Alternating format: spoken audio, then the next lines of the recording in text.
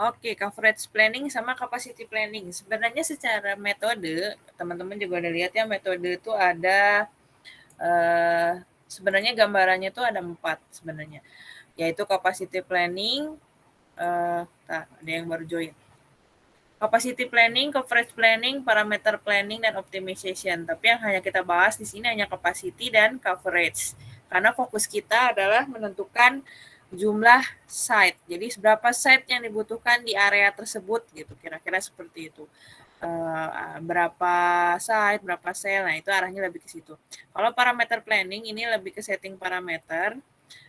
Ini mainannya nanti lebih ke pekerjaan biasanya. Kalau optimization ini mengoptimasi apa yang sudah dihasilkan dari capacity dan coverage. Jadi misalnya dari capacity sama coverage nih teman-teman dapat jumlah misalnya di area A misalnya harus nambah 2 site. Nah, 2 site itu tentunya secara optimalnya itu harus seperti apa. Nah, ini di bagian optimasi. Tapi kita nggak bahas sampai situ, kita hanya bahas sampai bagian ini saja. Kita bahas dulu mengenai capacity planning. Nah, capacity planning ini basicnya adalah perencanaan new site atau site baru, tapi data sumbernya itu yang kita olah itu adalah data traffic atau data pengguna. Nah, di sini saya kasih contoh, ini adalah data penduduk. Nah, data penduduk yang digunakan ini harus dianalisis sekitar 2 atau 3 tahun terakhir, atau kalau kemarin sih yang tugas akhir sih ngambil 1 tahun terakhir. Jadi kalau misalnya teman-teman mau forecasting, jadi dari tahun 2000, kalau sekarang 2021 berarti 2020, 2021 kemudian dianalisis forecastingnya atau apa namanya ramalannya lah ya, perkembangan penduduknya itu sekitar 2-3 tahun ke depan itu seperti apa. Dari jumlah laki-laki, jumlah perempuannya berapa, kemudian kelompok umurnya seperti apa. Nah, biasanya dari kelompok umur ini akan dijumlahkan atau dipresentasikan yang usia produktif. Usia produktif itu maksudnya bukan usia yang bekerja ya, tapi kalau dalam perencanaan kapasitas seluler adalah orang-orang yang sudah mulai menggunakan jaringan seluler. Nah, kalau dulu perencanaan kapasitas ini biasanya analisisnya itu hanya di umur 20 sampai 40-an lah, sampai sini lah 49-an. Tapi karena zamannya ini udah beda, maka analisis jumlah penduduknya, forecastingnya itu bisa kemungkinan mulai dari umur 5 tahun bahkan sampai umur 60-an atau 70-an. Kira-kira begitu gambaran. Jadi perbedaannya nanti adalah di jumlah penduduk karena penggunanya jauh lebih banyak dan merambah ke usia yang lain untuk perencanaan yang ini. Jadi nanti teman-teman perlu data jumlah penduduk. Nah, ini dapetnya dari mana? Nah, teman-teman harus googling.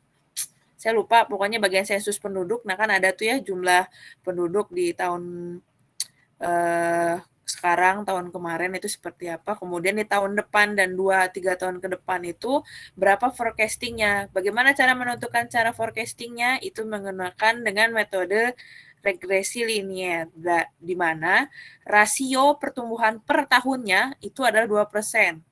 Maksudnya gimana? Jadi setiap, nah ini saya ini anggaplah ya, contohnya ini tahun 2020 untuk usia 0 sampai 4 tahun, jumlah penduduk totalnya aja ya 37.818. Berarti di tahun depan itu ada kenaikan 2% dari jumlah penduduk ini. Kira-kira gitu. Jadi di tahun 2021-nya atau 2022-nya ada kemungkinan kenaikan 2% dari jumlah penduduk sekarang, kira-kira gitu. Nanti di tahun 2023 ada kenaikan 2% juga dari 2022. Gitu terus lanjutnya sehingga teman-teman bisa membuat tabel forecastingnya. Nah, nanti dari sini teman-teman bukan cuma butuh data jumlah penduduk aja kalau untuk perencanaan kapasitas, tapi teman-teman juga butuh analisa trafficnya. Nah, ini ya, penduduk usia produktif. Yang tadi yang saya bilang ya, penduduk usia produktif. Di sini saya remarknya 15 sampai 64 tahun, walaupun kenyataannya mungkin sekarang udah ada anak 10 atau 5 tahun yang udah menggunakan jaringan seluler ya. Itu terlepas dari baik atau tidaknya, tapi namanya pengguna tetap kita anggap pengguna. Nah, ini dianggapnya disimbolkan dengan P, nanti dihitung berapa persentasenya. Kemudian ada market share, jadi merupakan pembagian pangsa pasar bagi operator. Jadi ini jumlah penduduk secara keseluruhan, ini keseluruhan totalnya kira-kira seperti ini. Nah, total ini kita nggak tahu total ini tuh dia menggunakan operator apa. Maka dari itu kita butuh data market share operator yang mau kita analisa. Kalau misalkan operator yang nanti kita analisa, misal ya, misal contoh data operator yang mau dianalisis perhitungannya itu hanya Telkomsel saja misalkan. Berarti si M-nya ini itu nilainya adalah 1. Karena operatornya hanya 1, jadi M-nya hanya bernilai 1 atau bernilai 100%. Tapi kalau operator yang mau teman-teman analisa perhitungannya itu ada 2, misal Telkomsel dan Indosat.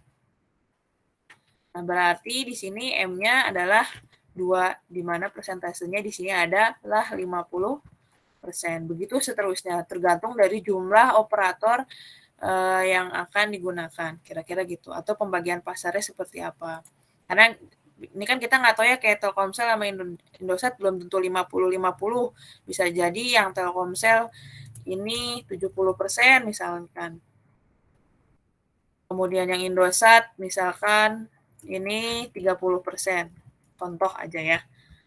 Jadi kita nggak tahu persentasenya berapa. Nah, kita perlu data market share. Tapi kalau biasanya buat implementasi di tugas akhir biasanya 100%. Kenapa 100%? Karena kita hanya menganalisis satu operator aja. Mau Telkomsel aja kah, Indosat aja, ataupun mungkin XL aja. Kira-kira itu. Kemudian kita juga harus mempertimbangkan pengguna teknologi. Nah, ini maksudnya pengguna teknologi itu gimana? Pengguna teknologi itu jadi penggunanya ini menggunakan teknologi 2G aja atau yang 3G aja atau 4G aja. Jadi maksudnya yang teman-teman nanti hitung penentuan kapasitasnya itu kapasitasnya untuk 2G, 3G atau 4G. Bu, boleh nggak kalau ketiganya? Boleh, tapi bakal lebih complicated kalau menurut saya ya. Jadi saran saya teman-teman pilih salah satu. Kalau mau salah satu berarti nanti saya teman-teman hanya mengambil misal teman-teman hanya menganalisis atau menentukan jumlah site 4G aja. Berarti nanti nilai T-nya ini bernilai 100%. Atau muanya 3G aja atau 2G aja, T-nya tetap bernilai 100%. Tapi kalau ternyata teman-teman mau menganalisis 3G dan 4G-nya, nah ini saya nggak tahu. Teman-teman mau lebih fokusnya T yang nilainya ini berapa persen? Apakah yang 3G-nya, pengguna 3G-nya berdasarkan data bisa jadi ini misal ya, ini 40% misalnya, 45%, dan yang 4G-nya ini adalah 55%. Gitu. Ini jadi kalau pakai 2 teknologi itu biasanya kita harus tahu berapa persentasenya, jumlah persentasenya itu harus tahu. Nah, dari mana tahunya? Nah, ini harus nanya ke operator yang akan kita analisa. Nah, ini ya jadi agak butuh effort lagi. Jadi yang paling gampang sih kita nganalisis atau bikin penentuan kapasitas ini adalah ya analisisnya fokus. Kita hanya menganalisis satu operator dan satu teknologi. Itu lebih mudah dibandingkan dengan menganalisis banyak operator dan juga banyak teknologi. Itu akan jauh lebih complicated dan mungkin membingungkan ini apa yang harus dianalisa sebenarnya. Gitu ya. Kemudian perbandingan CS dan PS. CS dan PS itu apa sih, Bu? CS dan PS itu mungkin teman-teman pernah dengar ya. Kalau CS itu adalah circuit switch sebenarnya. CS ini circuit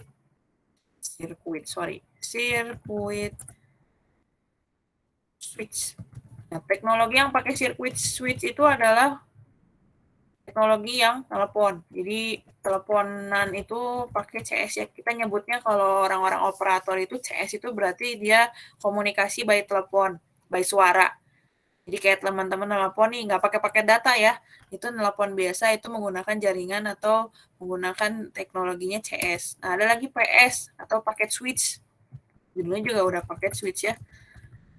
paket switch. Nah, ini khusus untuk komunikasi data. Jadi teman-teman yang mungkin menganalisisnya kayak 4G, nah 4G ini kan teknologinya dia nggak ada CS-nya ya, jadi telepon secara langsung itu dia nggak ada, dia adanya telepon by data. Nah itu tetap terhitungnya 4G itu adalah PS. Maka kalau dihitung misalkan tadi di awal misalnya teman-teman menentukannya itu menentukan jumlah set 4G aja, nggak pakai 3G, nggak pakai 2G. Nah itu teman-teman berarti hanya menghitung nilai PS-nya aja atau paket switch-nya aja. Berapa CP? Berarti berapa nilai CP-nya? Berarti nilai CP-nya 100%. Kenapa Bu 100%? Ya karena kita hanya nganalisis si PS-nya aja. Nah ini kira-kira. CS-nya enggak. Kenapa CS-nya enggak? Ya tadi balik lagi. 4G ini teknologi yang hanya memiliki kondisi PS paket switch. Jadi dia apa-apa pakai paket data. Jadi kalau nelpon pun ya teman-teman pun nelpon kalau pakai teknologi 4G kan itu udah by data ya, by WhatsApp, by apa ya tetap semuanya pakai data. Jadi nggak langsung kira-kira gitu.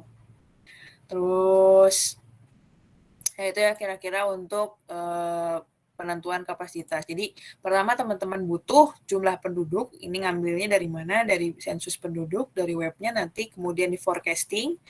Itu tahapnya. Kemudian setelah mendapat jumlah penduduk, kemudian di forecasting, tahap selanjutnya adalah menentukan nilai P, nilai M, nilai T, dan nilai CP yang ini. Bagaimana menentuinnya nanti tadi udah dijelasin. Kemudian setelah dapat, nanti teman-teman harus menghitung estimasi subscriber yang direncanakan. Di mana dinyatakan dengan K, yaitu jumlah untuk orang-orang dengan pendidikan di atas 5 tahun. Nah, ini udah saya ubah ya. Awalnya di atas 15 tahun. Ini pendidikan di atas 5 tahun. Jadi udah mulai dari SD ya hitungnya. Dikali P, dikali M, dikali T, dikali CP. Kira-kira seperti itu. Nah, kalau ini lebih ke teoritis saja. Nanti setelah dapat nilai K, jadi tahap pertama, kalau kapasitas teman-teman harus tadi saya ulangi ya, menghitung jumlah penduduk. Tahap kedua menghitung estimasi subscriber. Tahap ketiga, teman-teman harus menghitung kemampuan satu selnya itu mampunya melayani berapa pelanggan sih, subscriber itu pelanggan ya. Jadi satu sel itu sanggup melayani berapa subscriber, hanya 2 atau 3 atau mungkin bisa sampai 100, itu berapa banyak itu harus ditentukan. Caranya bagaimana? Nah, ini cara-caranya.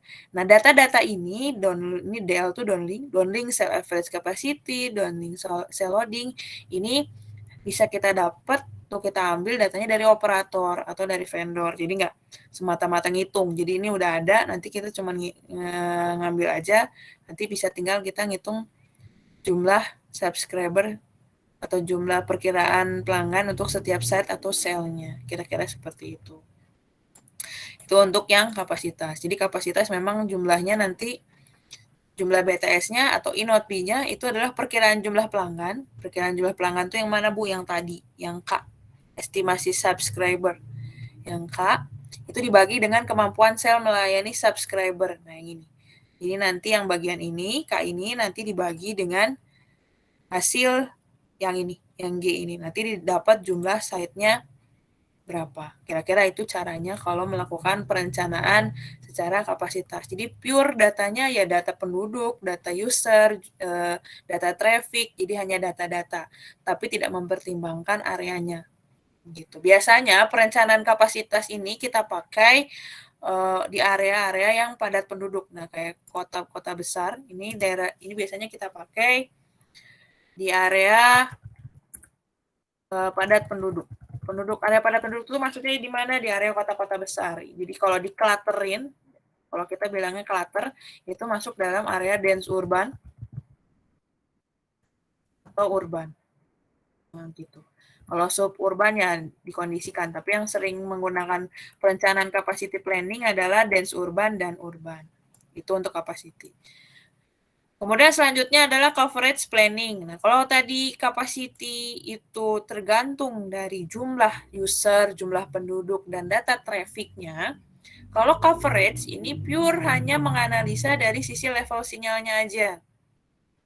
level sinyal di area itu seperti apa? Oh, ternyata jelek. Dia hanya bisa mencapai coverage sejauh misalnya 500 meter aja. Padahal di 700 meter ada user yang harus di-cover. Nah, itu kira-kira mungkin perlu ditambah site di situ.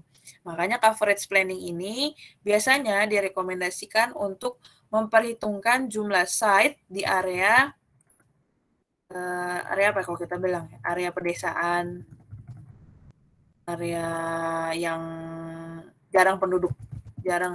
Jadi areanya penduduknya jarang penduduk atau penduduknya tersebar.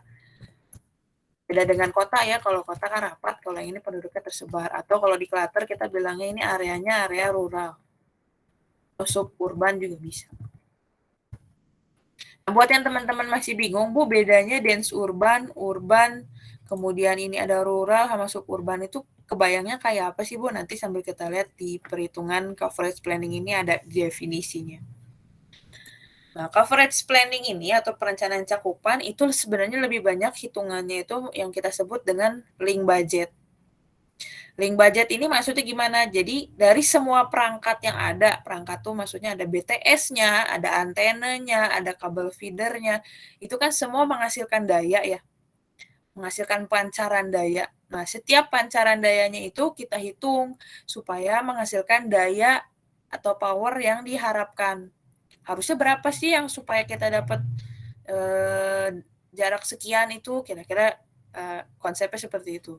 Jadi kalau tadi capacity urusannya sama orang, sama traffic, sama user, kalau coverage ini urusannya ya sama perangkat itu sendiri. Perangkatnya sanggupnya mengeluarkan daya sampai berapa dB sih kira-kira gitu. Terus dengan hitung-hitungan kita mencukupi nggak ya untuk mengeluarkan level sinyal yang diharapkan, kira-kira gitu. Makanya di sini kita sebut dengan link budget. Nah, link budget itu yang mana? Link budget itu adalah perhitungan MAPL. MAPL itu adalah Maximum Allowance Path Loss. MAPL ini dibagi, ada yang bagian downlink, ada yang bagian uplink. Tapi biasanya kalau perencanaan jaringan coverage yang seluler ini, khususnya yang coverage planning ini biasanya kita hanya menganalisis dari sisi downlink. Jadi dari sisi supaya kita tahu dari sisi usernya itu bakal mumpuni atau enggak. Karena kenapa uplink nggak terlalu, karena biasanya sudah terwakili dengan data dari downlink biasanya ya. Karena downlink kan datanya lebih banyak ya daripada uplink. Jadi biasanya perhitungannya hanya dilakukan dari sisi downlink saja. Walaupun itu relatif ya.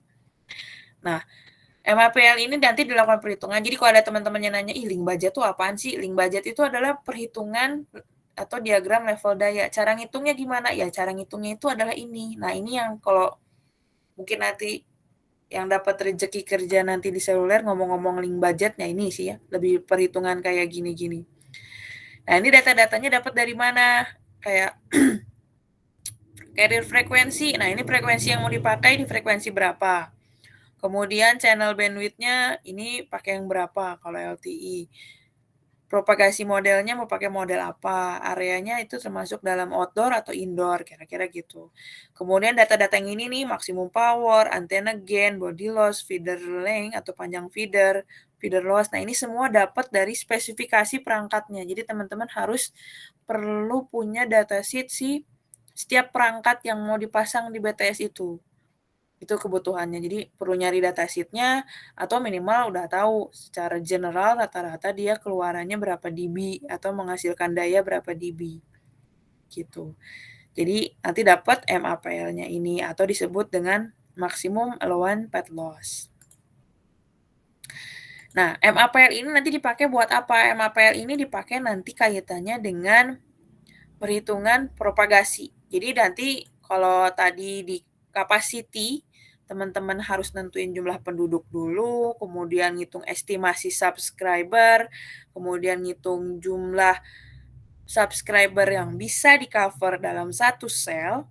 Kalau coverage, langkah pertamanya teman-teman tetap harus menghitung MAPL. Itu perlu, MAPL. Kemudian langkah yang kedua adalah tentukan area yang harus yang lagi dianalisis. Nah, ini ya tadi saya bilang ada urban, dense urban, suburban, dan rural. Nah, setiap cluster nih saya bilangnya cluster ya. Setiap cluster itu punya karakteristik atau persamaan pet loss yang berbeda. Nah, ini sebutnya nih persamaan pet loss ya. Makanya ini LP, pet loss. Persamaan pet loss yang berbeda. Kalau urban seperti ini, dense urban seperti ini, kalau suburban seperti ini, kalau rural seperti ini. Nah, urban itu apa? Urban itu adalah daerah perkotaan dengan kepadatan yang cukup padat. Contoh areanya ini adalah misalkan Jakarta. Kalau Bandung memungkinkan nggak? Memungkinkan, karena ada termasuk kota padat ya. Kemudian, kebalik ya. Sorry. Dense urban, ini maksudnya dense urban ya. Dense urban itu adalah daerah pusat kota dengan pengguna jaringan yang sangat padat. Jadi ada area yang disebut dengan dense urban, ada yang urban. Sebenarnya serupa tapi tak sama. Dense urban ini padatnya luar biasa. Kayak Jakarta termasuk padat banget ya, mungkin sampai nggak ada celah. Itu disebut dengan dense urban. Nah, kalau urban itu cukup padat tapi nggak sangat padat. Gimana ya definisinya ya? Pokoknya yang ini dense urban tuh jauh lebih padat lah. Teman-teman bisa bedain ya, Jakarta sama Bandung kan masih lebih enak Bandung kalau ngelihatnya. Kalau Jakarta kan padat banget. Nah, kira-kira gitulah. Dense urban itu masuknya Jakarta misalnya. Bandungnya nggak usah ya.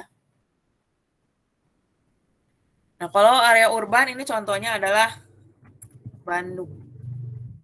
Misal nih contoh doang ya, Bandung. Cimahi masuk nggak? Termasuk Cimahi.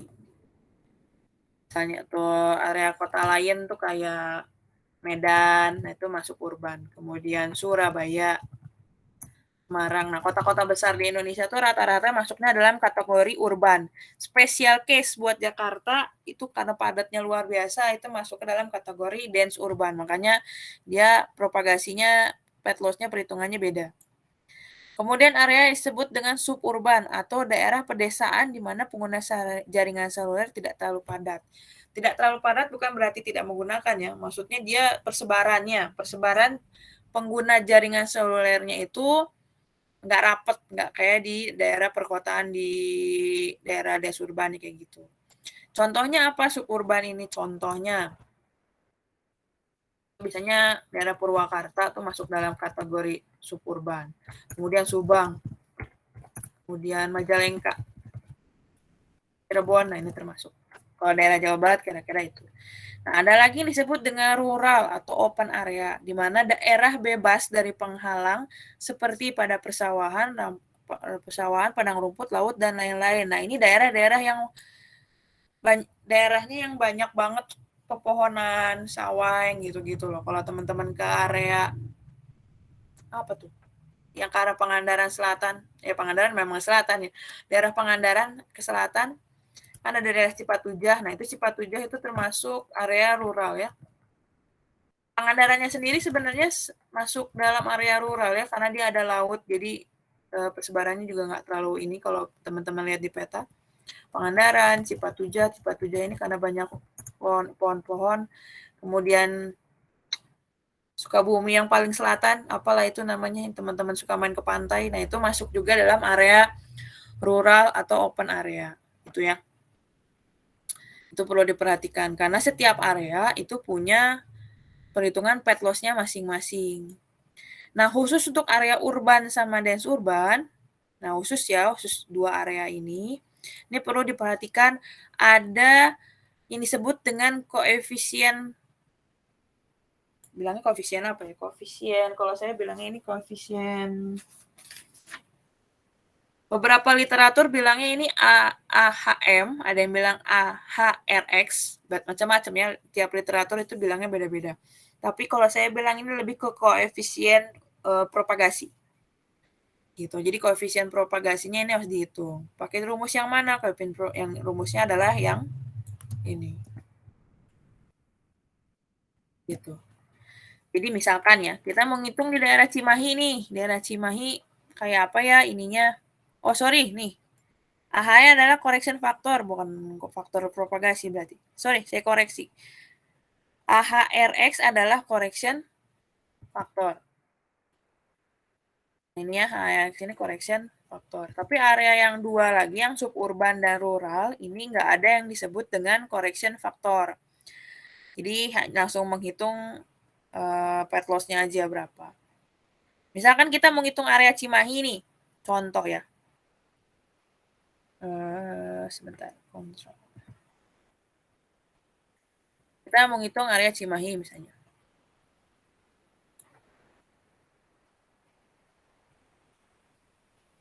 Contoh kita mau ngitung area Cimahi. Berarti yang harus pertama teman-teman lakukan adalah teman-teman harus menghitung MAPL-nya dulu. Itu wajib. Kedua, teman-teman harus tentukan areanya. Nah, karena areanya ini, area Cimahi ini masuk dalam kategori urban, maka persamaan yang dipakai adalah kira-kira yang ini ya. Pet loss-nya adalah yang ini. Nah, yang ini. Pet loss-nya dipakai adalah yang ini. Nah, pertanyaannya adalah biasanya suka ada yang nanya, kalau tadi udah tahu ya AHRX itu nyarinya dari mana, teman-teman udah ada persamaannya, ntar tinggal dicari. Nah, yang LP urban ini maksudnya pet loss urban, ini maksudnya gimana, Bu? LP ini maksudnya adalah pet loss ya. Ini dapatnya dari mana? Ini dapatnya dapat dari data, dari hasil perhitungan MAPL, dari hasil perhitungan MAPL. Nah, jadi teman-teman yang tadi ngitung MAPL, hasil akhirnya berapa? Itu dimasukkan ke sini, ke LP atau ke ininya, LP urban yang ini ya. Jadi LP urban udah ada datanya, AHRX teman-teman bisa cari berdasarkan ini. Angka-angkanya frekuensinya udah ada secara spesifikasi awal, ketinggian antena juga udah ada, ketinggian antena penerima juga sudah ada. Pertanyaannya adalah D-nya berapa? D itu adalah jarak atau luas coverage yang diharapkan dari perangkat yang ada, kira-kira gitu. Totalnya kira-kira berapa. Nah, si D ini justru adalah yang kita cari. Jadi, dari perhitungan MAPL, kemudian menentukan area clusternya, kita dapat propagation modelnya, perhitungan propagation modelnya, nanti kita akan mendapatkan, nanti baru kita hitung dan mendapatkan nilai D, kira-kira gitu. Jadi D-nya ini adalah yang kita cari. Nanti setelah dapat nilai D, apalagi yang dihitung? Setelah dapat nilai D, nanti ke step selanjutnya yaitu ini ya. Nah, ini nilai MAPL, ini tuh maksudnya langkah-langkahnya ya, menentukan nilai MAPL, kemudian pilih model propagasi yang sesuai, kemudian radius selnya berapa. D itu adalah radius sel. Setelah dapat nilai D, nanti dimasukkan ke sini untuk menghitung luas cakupan per selnya berapa. Di mana ngitungnya adalah A sama dengan 9/8. Nah, ini lebih ke persamaannya, nanti teman-teman bisa tinggal hitung. Di mana D-nya ini adalah 2 dikali radius sel yang ini. Nanti dapat jumlah BTS-nya, di mana membandingkan antara luas wilayah total, ini adalah luas wilayah total ya. Misalnya area Cimahi itu berapa kilometer persegi misalnya. Ntar dibandingkan dengan, dibagi dengan luas cakupan per selnya berapa. Nanti dapat jumlah BTS-nya berapa. Ya, itu gambarannya. Untuk cara menghitung ini seperti itu kira-kira. Jadi ada yang berdasarkan capacity dan ada yang berdasarkan coverage. Kalau coverage lebih banyak menghitung secara perangkatnya seperti apa. Kalau capacity itu dari penduduk, dari data penduduk, user, dan lain-lain. Itu ya. Jadi perlu digarisbawahi di situ. Nah, ini sekedar ini aja ya. Intermezzo aja. Nah, biasanya kalau teman-teman yang sebelumnya, yang tahun-tahun sebelumnya ini biasanya suka dijadiin bahan buat tugas akhir. Jadi mau nentuin area mana nih, level di sini jelek, kira-kira kalau ditambahin site di sini bisa apa enggak ya, kira-kira gitu. Walaupun itu dengan pertimbangan dari pembimbingnya ya. Itu baiknya gimana gitu biasanya ya. Nah, itu gambaran perbedaan antara coverage dan capacity. Nah, selanjutnya nyambung dari coverage dan capacity, tentunya kan teman-teman harus tahu. Dari tadi kita ngomongin antena lah, inilah, itulah, ini ya. Saya pengen ceritain juga infrastruktur apa aja sih yang dibutuhkan dalam pembangunan jaringan akses, terutama akses seluler. Nah, kalau tadi kita memakai perhitungan coverage planning, nah coverage planning ini akan butuh masalah infrastruktur seperti ini. Jadi teman-teman harus tahu antenanya, terus harus tahu model antenanya nanti kayak apa, nanti menghasilkan beamwidth atau main loop-nya bagaimana, kira-kira seperti itu. Nah, ini saya sedikit overview sedikit mengenai infrastruktur pada jaringan seluler. Nah, secara infrastruktur,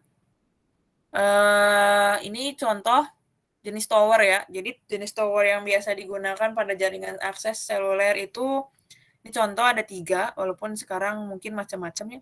Secara umum adalah 3, jadi ada yang di bagian rooftop, juga ada bagian tower. Nah, tower ini yang pakai kaki, ada yang 4 kaki, dan ada yang 3 kaki. Ini biasanya kita sebut dengan tower, ini kita sebut dengan tower greenfield. Greenfield. Kenapa greenfield ya? Karena dia ini ya berdiri di atas tanah, jadi disebutnya dengan tower greenfield, di mana tingginya itu macam-macam. Nah, yang saya tahu tower di Indonesia itu kategorinya ada 3. Ada yang tower dengan tinggi 72, tower dengan tinggi 40, dan ada dengan tinggi tower 30. Cuman persebaran areanya itu berbeda. Biasanya tower 72 ini disimpan di area rural. Kalau tower 40 disimpan biasanya di area suburban. Sedangkan tower 30 ini sudah dipastikan ada di daerah perkotaan. Jadi kayak Cimahi, Bandung, Jakarta itu isinya tower-tower 30 lah. Termasuk dengan rooftop itu sendiri. Jadi rooftop itu adalah pole atau ya kalau kita bisa bilangnya tower lah, tower kecil, tapi dia ditaruh di atas bangunan. Jadi yang di atas apartemen tuh kalau teman-teman lihat apartemen, hotel, atau mungkin supermarket yang tinggi, itu banyak antena di atasnya. Nah, itu disebut dengan rooftop. Jadi tower tapi dengan memanfaatkan kondisi rooftop. Nanti ada tinggi polnya ini berapa, nanti dijumlahin dengan tinggi bangunannya. Nah, rata-rata itu ada di tinggi 30 sampai 40 meter posisi antenanya, kira-kira di situ. Nah, ini contoh tower lagi namanya tower monopol tapi kamuflasenya. Jadi kalau teman-teman lihat, mungkin yang sering lewat Pasopati, mungkin di situ ada ya. Ada kayak pohon tapi itu bukan pohon sebenarnya. Itu adalah tower kamuflase. Jadi kayak pohon tapi bohongan. Nah, itu tower kamuflase disebutnya. Kemudian ada yang dia aslinya tuh menara masjid, tapi di dalam menara masjid dia ada tower ternyata. Nah, itu disebut juga dengan kamuflase atau seperti ini pohon tapi di atasnya ada antena. Nah, itu disebut dengan tower kamuflase. Tingginya rata-rata berapa? Tingginya nggak terlalu tinggi, rata-rata cuma di 30-40 meter. Karena memang mengikuti kondisi lingkungan, nggak mungkin kamuflase tinggi-tinggi banget kan ya. Nah, itu juga biasanya ditaruh di area suburban atau dense urban. Nah, infrastruktur tower yang satu lagi itu kita sebut dengan mobile BTS. Mobile BTS itu maksudnya BTS tapi dia bisa dipindah-pindah atau didirikan di mobil, kira-kira gitu. Makanya dibilangnya mobile BTS karena dia bisa pindah-pindah BTS-nya. Nah, ini contoh mobile BTS infrastrukturnya kira-kira seperti ini, nanti tinggal didirikan kira-kira gitu. Ini juga ada contohnya, ini yang punya Telkomsel. Cuman mungkin beda istilah ya. Kalau di Telkomsel itu, mobile BTS itu kita nyebutnya Combat. Sedangkan di XL itu kita bilangnya adalah mobile BTS. Gitu. Ini BTS Monster, tapi ini udah nggak dipakai. Jadi maksud BTS tapi digede-gede. Jadi antena, tapi di antenanya tuh ada BTS. Nah, sekarang kita udah nggak pakai. Huawei udah jauh lebih kecil, jadi nggak ada yang seperti ini. Nah, gambarannya pemasangannya seperti apa? Ini contoh pemasangannya. Ini adalah pemasangan demonstrasinya. Di mana nih satu ini antena, ini ada kabel feeder, ini bisa dilihat ya keterangannya. Nanti masuk ke rumah atau shelter kalau kita bilang dulu ya. Shelter. Nah, di shelter ini isinya macam-macam. Ada BTS-nya, ada ya lain-lain lah ya ada di sini. Ada perangkatnya dan lain-lain. Ya, betul. Ada rectifier segala macam ada di situ. yang dibutuhkan. Ini kayaknya udah pernah ke BTS ya. Oke, itu Iya, Bu. bayangannya. Kemudian, udah pernah kan. Kemudian ini ya, contoh antena yang nanti dihubungkan dengan saya bilang dengan BTS-nya lah ya, BTS yang di bawahnya. Jadi kira-kira gambarannya seperti ini. Nah, kalau teman-teman pengen tahu bentuk antena yang ada di tower itu bentuknya ya cuma seperti ini aja ya. Jadi lurus tapi besar. Nah, seperti ini. Jadi dipasang di arah 3 sektor, kira-kira gitu. Nah, ini gambarannya nanti teman-teman bisa lihat. Di sini saya hanya overview aja, jadi maksudnya biar kebayang teman-teman nggak cuma sekedar ini merencanakan naruh titik, nggak sekedar gitu. Tapi ada juga yang harus teman-teman ketahui, termasuk jenis towernya, naruh antenanya di mana, kira-kira gitu.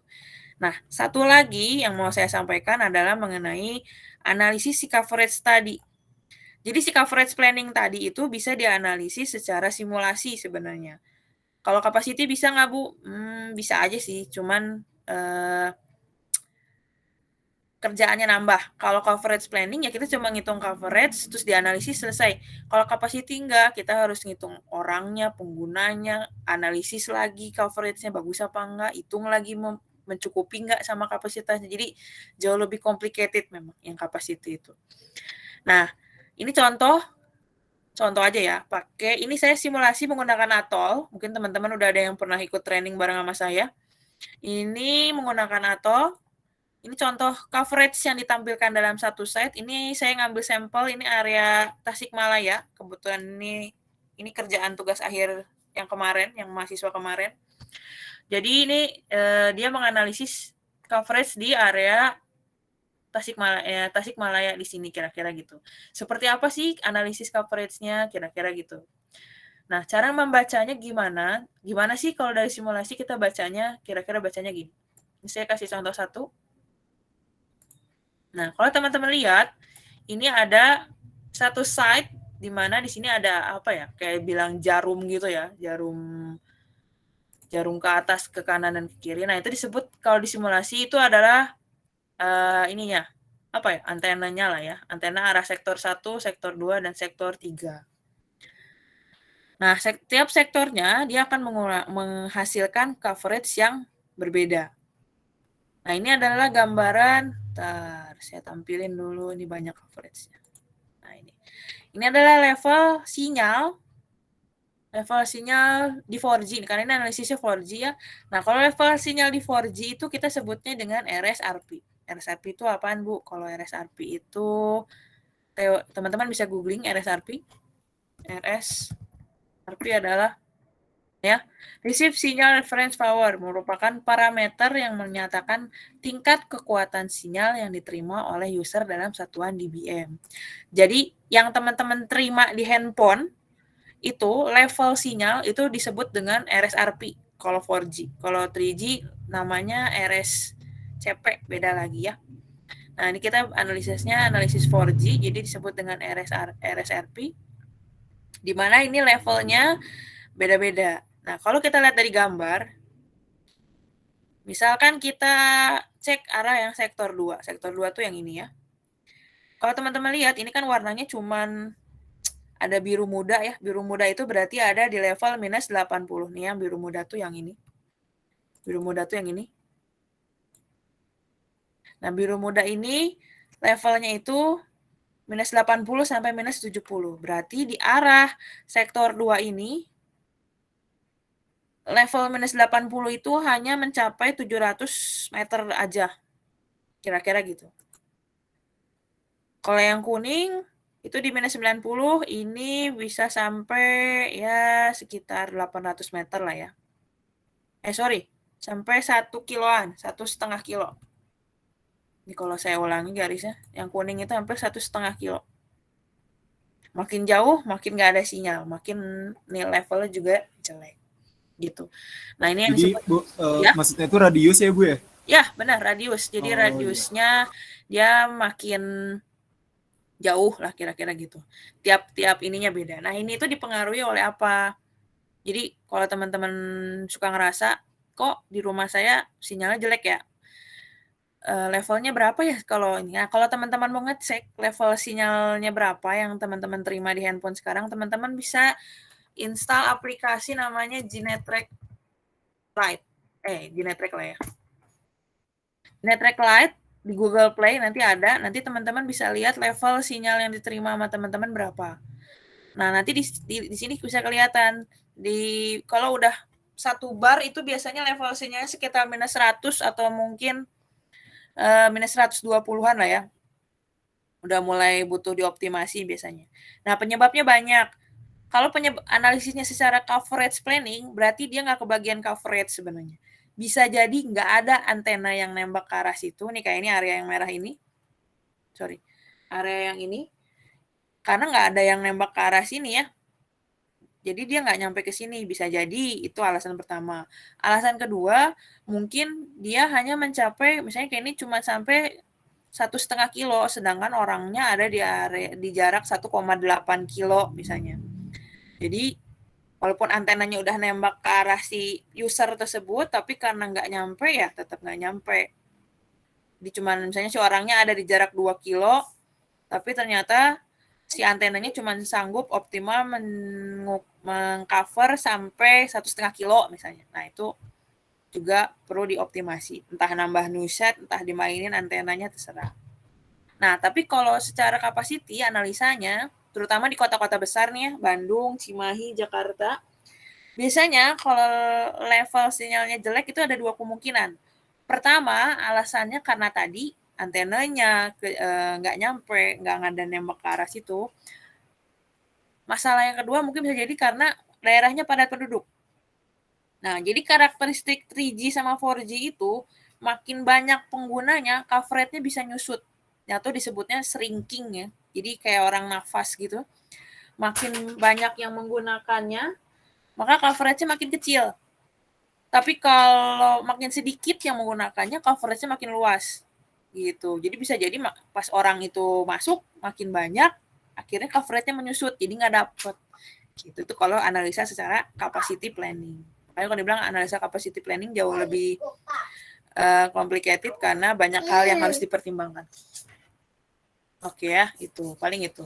Jadi saya nggak mau detail bahas di sini karena ini panjang banget. Kalau ini teman-teman harus nyoba sendiri atau mungkin pelatihan sendiri. Nanti mungkin kalau ada dari lab mungkin nanti akan disediakan untuk pelatihan ini menggunakan atol seperti apa gitu. Tapi minimal teman-teman kenal dulu, oh ini ternyata kita bisa nganalisis coverage pakai atol nih. Kita bisa tahu site ini covernya berapa kilometer untuk jarak atau untuk level misalnya level 80 di minus 80 dBm itu cuma bisa mengcover berapa kilometer atau cuma berapa meter. Terus kalau saya mau mengcover sampai sini itu perlu nambah apa, bagaimana tuh minimal teman-teman kenal dulu gitu. Itu paling untuk perencanaan jaringan seluler. Sampai sini ada yang mau ditanyakan?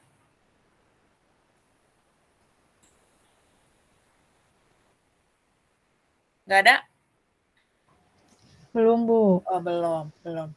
Biasanya kalau udah ini baru ada biasanya. Kalau udah soal-soal baru ada. Nah, seperti biasa, saya ada review latihan soal, cuma dikit, cuma 15 soal terkait materi ini dan ya materi mengenai perencanaan jaringan seluler ini, ada 15 soal pilihan ganda, mungkin teman-teman nanti bisa kerjakan. Linknya kayaknya sudah saya upload di e-learning, silakan dikerjakan. Batas waktunya sampai tanggal 20 pukul 11.30 siang. Nah, jadi silakan dikerjakan. Mau sekarang dikerjain juga nggak apa-apa sih. Basically yang saya sampaikan itu ada semua di situ ya, seperti biasa. Itu. Oke. Kalau nggak ada pertanyaan, mungkin ini cukup ya. Kalau cukup, sebentar.